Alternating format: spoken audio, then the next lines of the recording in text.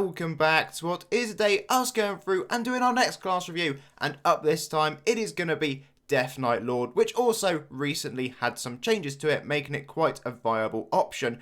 Let's go through the rankings though. So overall we're giving this one a rank B, farming at an A, support at a B, solo at a D, and PvP down at a D. Yet again though, this is one of those classes that if you do have Forge enhancements, you can greatly increase the farming output to pull this nicely into the late game as well. This class generally is built more towards the early and mid game. If you are a member, you are able to go along and pick up DeathKnight Lord for free by merging for it within the Bone Castle merge shop. Otherwise, it's an AC's purchase. This is a long range farming class for free hostile targets, and you can also apply a Taunt, aka Focus, to your skill 4. Let us first of all though talk base class, and we're going to start with farming, so no Forge whatsoever, and this is what you can expect if you go full luck on this class. Essentially, the more of skill 2 you stack up, the more powerful 3, 4 and 5 will be, but it will consume your stacks of 2. I gave this one an A for farming. I found its damage output to actually be quite good, and it can sustain itself against harder hitting monsters. You have got a strong heal on skill 5, and that will definitely help with your survivability.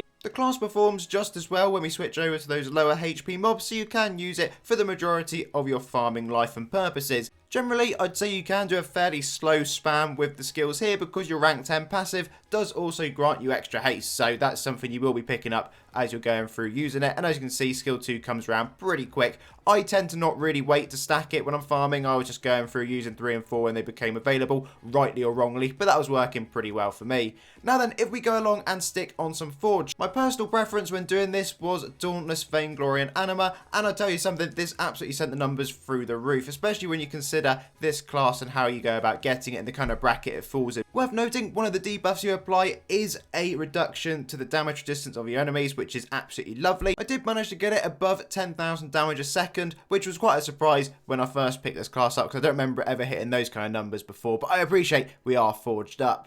Equally, you can go over and essentially nearly, in most cases, one-tap the lower HP mobs, which is really good for a farming class, especially if you're going to be using it for solo farming, and then you've got the extra perks of it if you do go into a group. We're very briefly going to talk about solo. I would not be using this as a soloing class. Whilst your buffs and debuffs, as well as your heal, will keep you surviving, to be honest, you're just going to take absolutely ages to do anything. As you can tell, even if you try stacking your 2 up, that will take time as well to try and power your other skills. It's just really not worth it. You might as well go for something a little bit more desirable to that particular niche, and then it gets even worse if you take off the Forge and you try and solo, because you will run into mana issues, and mana issues when you're soloing is just problematic all round. Due to the issues raised a minute ago, it does mean when you go into PvP, you're going to have the exact same problems. So for those reasons, I would just fully avoid using that one in PvP. It's not the most enjoyable of experiences. Now, I can't tell you that this class will apply debuffs and also have a taunt, then not go along and do any ultras. So we're just going to have a look at DeathKnight Lord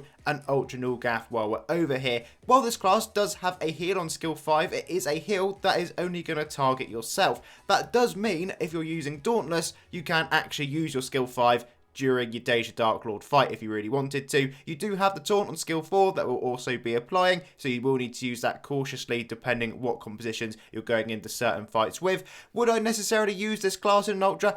Probably not, but if you want a bit of variety, it's definitely one that you could do. It does a 2-plate run at Dage, which is pretty good DPS. Skill 5 will increase your damage resistance. If we then look over to skill 3, will debuff your enemy and specifically reduces their damage resistance. Skill 4 is also another debuff to your enemy, and that will reduce outgoing damage. Then went over to Ultra Nulgath, and this time around it was pretty much exactly the same. The sword did come up for a second time. Did try stacking skill 2 a few times before using 3 and 4 just to try and get those extra effects off of it, but it's worth remembering we were also running Ravenous at this particular point in time. Battle will finish around the 48-second mark, which is a pretty good run really for Nulgath. Big thank you to GXNE, Pinoy and Soldier for coming along and helping me out with these ultras. Just quickly speed along the end of the fight, and then you can just see on the battle analyzer exactly where our damage a second ended up going.